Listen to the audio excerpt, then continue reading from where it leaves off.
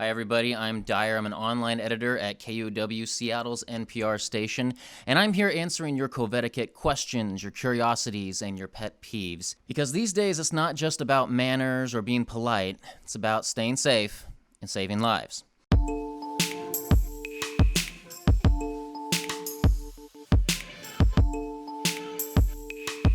Okay, so when we initially put a call out for your Covetiquette questions, one of the most common issues was what we should all be doing on the street while walking along the sidewalks, hence this question. Who should stand aside and who should pass on the street? Who should cross the street?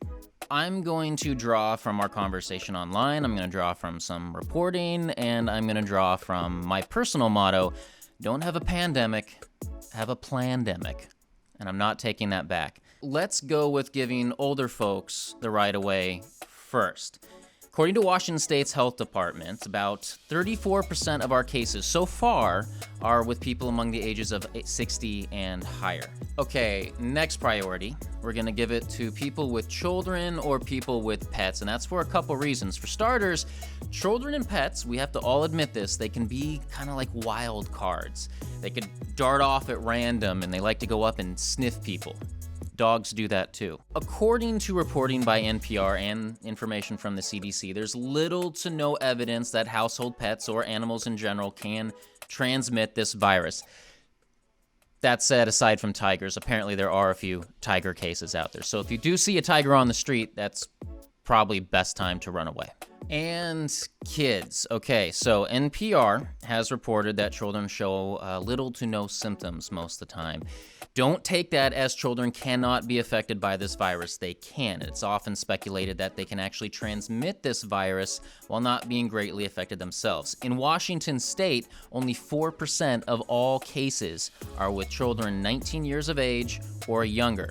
Clearly, the harm is weighted towards the older population. So, it's probably best to avoid kids while you're out on that walk. It's probably best to avoid the dog while you're out on that walk. Just give them space, let them move along. And that just leaves the rest of us, the single people, the couples walking down the street. We get the last priority, so sorry. Again, that is older folks get the right of way first, then there's families with children and pets, and then the rest of us, I'm sorry, we're last on the list. We have to move aside for everybody else. There's one final note on sidewalk etiquette that I would really like to address, and that's this whole 6-foot rule that people have been using while in public.